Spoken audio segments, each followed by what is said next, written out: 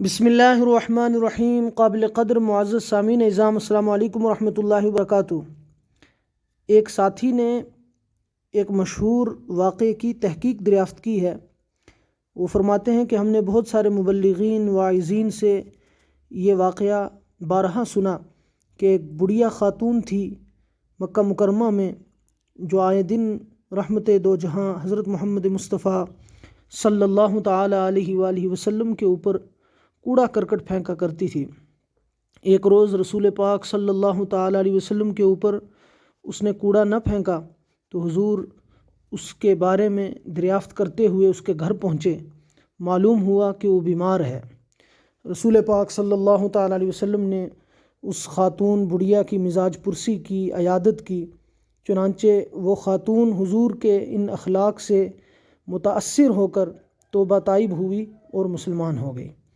اس سے ملتے جلتے ایک دو واقعے مزید بھی بیان کیے جاتے ہیں کہ ایک خاتون مکہ شہر چھوڑ کر جا رہی تھی اور یہ کہہ رہی تھی کہ مکے میں ایک جادوگر، ایک ساحر، ایک کاہن آ گیا ہے جس کا نام محمد ہے صلی اللہ علیہ وسلم۔ چنانچہ رسول پاک صلی اللہ علیہ وسلم اس کی گٹھری اٹھا کر ساتھ چل رہے تھے۔ یا اس طرح کے مزید ایک دو واقعے بارہا سننے میں آتے ہیں۔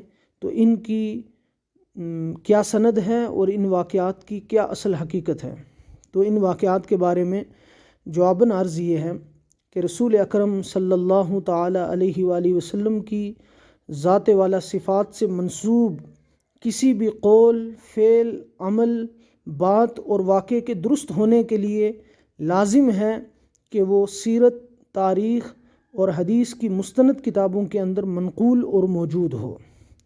جو واقعہ کتب احادیث کے ذخیرے میں، کتب تاریخ اور سیرت کے ذخیرے میں منقول نہیں ہے، وہ بے اصل، من گھڑت اور بے بنیاد ہے۔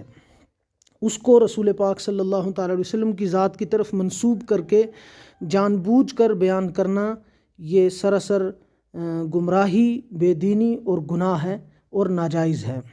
جو واقعہ یہ صاحب معلوم کر رہے ہیں، اس طرح کے واقعات سننے سنانے میں آتے ہیں اور ہم لوگ اسے رسول پاک صلی اللہ علیہ وسلم کے اخلاق کریمانہ کی دلیل کے طور پر جو ہے وہ پیش کرتے ہیں۔ حالانکہ رسول کریم صلی اللہ تعالی علیہ وسلم کے اخلاق کریمانہ اور آپ کے عالی صفات جو کردار تھے ان کو بیان کرنے کے لیے ہمیں قطعاً کسی من گھڑت واقعے کا سہارا لینے کی بالکل بھی ضرورت نہیں ہے۔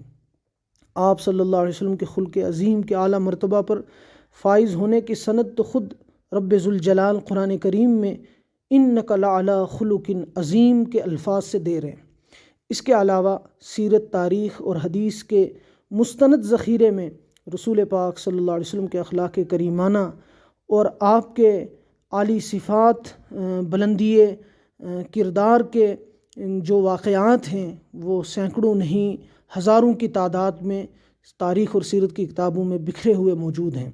لہٰذا ہمیں ان واقعات کو پڑھنا چاہیے، انہی مستند، معتبر اور محقق واقعات کو بیان کرنا چاہیے، بلا تحقیق، بلا تفتیش کسی بھی بے اصل اور بے بنیاد واقعے کو بیان کرنے سے پرہیز کرنا چاہیے۔ اور اگر کوئی بیان کرے تو اپنائیت، محبت اور نرمی کے ساتھ ان کو بتانا چاہیے کہ یہ واقعات بے اصل اور بے بنیاد ہیں۔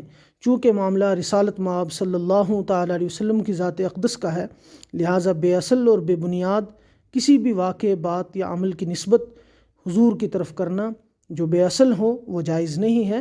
جو اصل اور حقیقت میں واقعات موجود ہیں اور مستند حوالوں سے ہم تک پہنچے ہیں انہی کو سننا اور سنانا چاہیے۔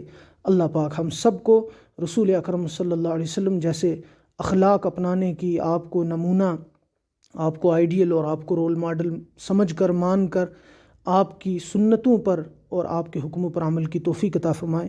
والسلام علیکم ورحمۃ اللہ وبرکاتہ۔